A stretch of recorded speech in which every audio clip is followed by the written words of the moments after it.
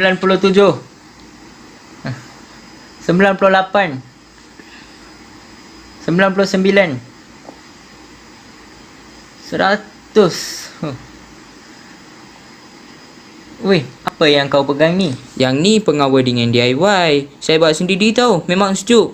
Wah, nampak macam best je. Macam mana ia berfungsi? Datang depan sikit, saya terangkan. Mula-mula saya akan terangkan cara menggunakan model ini. Letakkan ais di dalam botol dan tutup dengan penutup.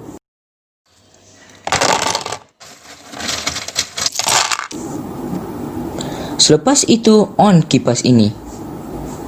Apabila ais mula lebur, ia membebaskan wap yang agak sejuk. Kipas yang berputar akan menghasilkan perolakan udara di dalam botol. Perolakan udara yang berlaku di dalam botol akan dialirkan keluar melalui corong ini. Jadi kita dapatlah merasai udara sejuk. Saya buat model ini dengan menggunakan bahan-bahan terpakai saja, seperti botol terpakai, bahan plastik terpakai untuk bilah kipas dan beberapa komponen elektrik seperti bateri, wayar, motor, switch dan tali sebagai penebat.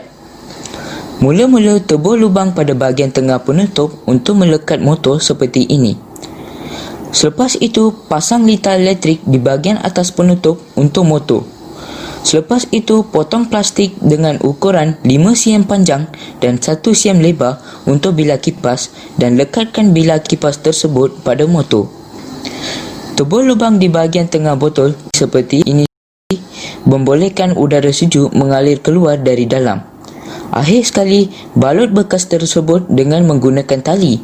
Fungsi tali adalah sebagai penebat bagi mengelakkan ais lebur dengan cepat. Berapa suhu ais ini sekarang? Suhunya antara 20 darjah Celsius. Daripada kajian saya, jika kita gunakan ais 100 gram, ia bertahan selama 15 minit. Suhunya antara 18 darjah Celsius hingga 21 darjah Celsius. Kita bolehlah gunakan garam untuk mengurangkan lagi takat lebur ais. Selain itu, kita juga boleh menggunakan ais kering agar suhunya menjadi rendah lagi. Model ini mempunyai banyak kelebihan. Contohnya, kita dapat buat model ini dengan kos yang sangat rendah. Model ini juga senang dibawa ke mana-mana disebabkan saiz yang kecil dan ringan. Tahu tak, penciptaan model pengawal dingin DIY ini memenuhi konsep dasar teknologi hijau tau. Dasar teknologi hijau telah dilancarkan oleh bekas PM kita ke-7 pada Julai 2009. Ia menekankan kepada aspek pemacuan pertumbuhan ekonomi negara dan pembangunan lestari. Teknologi hijau didapati dapat menjana tenaga dengan kos yang lebih murah selain selamat dan mesra pengguna. Terdapat 4 sektor dalam teknologi hijau, iaitu sektor bekalan tenaga, pengurusan sisa dan air sisa, pembangunan dan pengangkutan. Model saya ini dikategorikan dalam pengurusan sisa dan air sisa kerana ia merupakan hasil dari lebihan atau keluaran yang tidak dikehendaki yang perlu dilupuskan kerana mengalami kerosakan. Saya gunakan semua bahan ini dan mengolahnya menjadi suatu barang yang baharu.